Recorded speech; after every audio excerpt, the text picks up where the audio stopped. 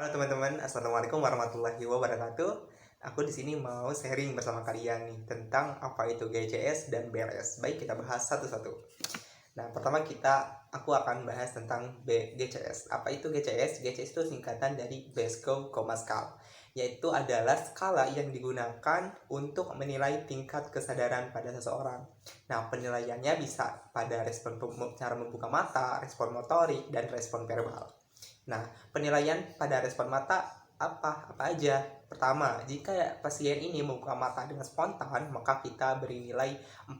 Jika membuka matanya dengan rangsangan seperti kita suara, seperti kita panggil-panggil baru dia membuka mata, maka kita nilai 3. Kemudian jika dia membuka mata tapi dengan tekanan ataupun dengan nyeri, misalnya kita cubit baru membuka mata, maka kita kasih nilai 2. Dan jika tidak respon, kita kasih nilai 1. Lanjut ke penilaian respon verbal. Jika dia bicara spontan atau normal, maka kita nilai 5. Kemudian jika dia bicara tapi membingungkan, maka kita kasih nilai 4. Jika dia bicara tapi tidak teratur, kita kasih nilai 3. Dan jika tidak jelas cara bicaranya, maka kita kasih nilai 2. Dan tidak ada respon, kita kasih nilai 1. Lanjut penilaian respon motorik.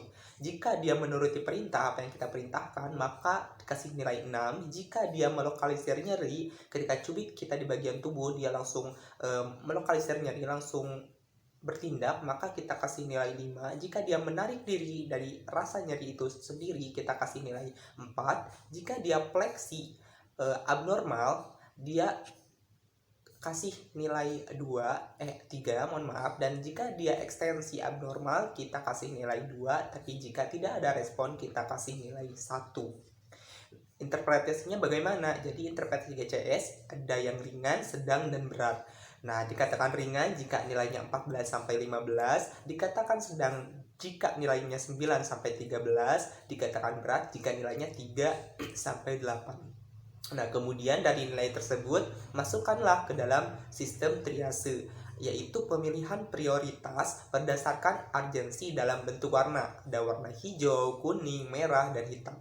Nah, hijau itu nilainya 13-15, kuning nilainya 10-12, merah nilainya 3-9, dan hitam 3 atau kurang dari 3. Nah, kemudian interpretasi tingkat kesadaran berdasarkan GCS ada yang dikatakan komposmetis, yaitu nilainya 14-15, dia sadar sepenuhnya. Dikatakan apatis jika nilainya 12-13, pasien ini acuh tak acuh begitu sama lingkungan sekitarnya. Lanjut, dikatakan somnolen jika nilainya 11-12, dia merupakan pasien yang kesadarannya menurun, respon psikomotornya lambat, mudah dibangunkan tetapi dia mudah tertidur dan memberi jawaban verbal. Dikatakan stupor bila nilainya 8-10, dia itu kesadarannya tidur terlelap tetapi tidak ada respon terhadap nyeri. Dan dikatakan koma jika kurang dari 5. Jadi koma itu dikatakan koma jika tidak ada respon sama sekali. Nah, lanjut ke materi selanjutnya, yaitu BLS atau singkatan dari Basic Life Support. Nah, apa sih itu BLS? Jadi BLS itu adalah perawatan kegawat daruratan medis yang diberikan kepada korban dengan keadaan cedera yang mengancam nyawa. Nah, sebelum korban mendapatkan perawatan komprehensif di RS, maka kita memberikan pelayanan berupa BLS atau Basic Life Support. Nah, langkah-langkah BLS itu apa aja? Yang pertama, 3A. Apa itu 3A? Amankan diri, amankan lingkungan, dan amankan pasien. Lanjut, yaitu periksa kesadaran dengan pemeriksakan level kesadaran. Ada di level mana nih si pasien sadarnya? Itu kita pakai dengan singkatan AVU, AVVU. A-nya alert, awas, V-nya voice, V-nya voice, yaitu respon terhadap suara, P-nya falm atau respon terhadap nyeri, dan U-nya unresponsive atau tidak memberikan respon. Jadi kita kategorikan ke kategori yang mana. Kemudian setelah itu kita panggil bantuan, baik ke ambulans, rumah sakit terdekat, dan pelayanan kesehatan di sekitar itu. Kemudian algoritma BLS, 3 komponen yang harus diutamakan yaitu airway, breathing, dan circulation. Nah, lanjut ke penata laksanaan airway atau pemberian jalan napas terhadap pasien. Nah, pastikan si pasien ini terbebas dari sumbatan apapun yang menyumbat si jalan napas. Adapun frekuensi normal pernapasan itu sendiri ada yang dikatakan normal, yaitu 12-20 kali per menit. Jika pernapasannya kurang dari 12 kali per menit maka dikatakan bradypneu, dan jika kurang dari 20 kali per menit dikatakan tachypneu. Jika lebih dari 20 kali per menit dikatakan tachypneu, begitu. Lanjut. Nah, penilaian airway itu dengan melihat apakah ada obstruksi saluran napas, seperti contohnya misalnya ada trauma maksilofasial, trauma leher, atau trauma pada laring gitu, jadi dilihat. Nah, kemudian pengelolaannya bisa menggunakan teknik head tilt chin lip sama jaw thrust. Nah, head tilt chin lip itu kita memegang ininya pasien, kemudian sama dagunya, kemudian kita diangkat seperti itu. Nah, kita berada di pinggir pasien. Nah, tapi jika kita menggunakan teknik jaw thrust, kita menggunakan teknik dengan kita berada di atas pasien, di atas kepalanya, kemudian ditaruhlah tangan kita di kanan ataupun kiri pasien wajahnya, kemudian ditarik ke atas, diangkat sampai jalan napasnya benar-benar tidak ada sumbatan, begitu. Lanjut ke penata laksanaan breathing. Nah, jadi yang pertama pastikan si pasien itu napas atau tidak dengan 4 cara. Jadi pastikan si pasien napas dengan memastikannya dengan 4 cara gitu, maksudnya.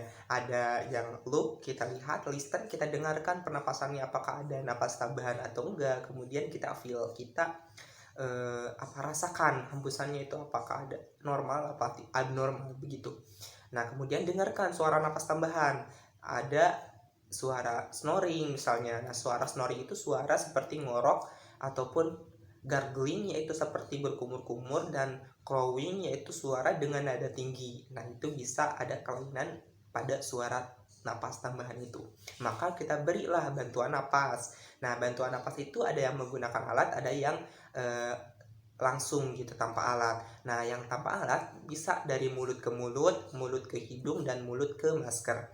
Kemudian bantuan menggunakan alat seperti dengan alat bag valve mask ya, atau amupeg. Lanjut, penata laksanaan circulation.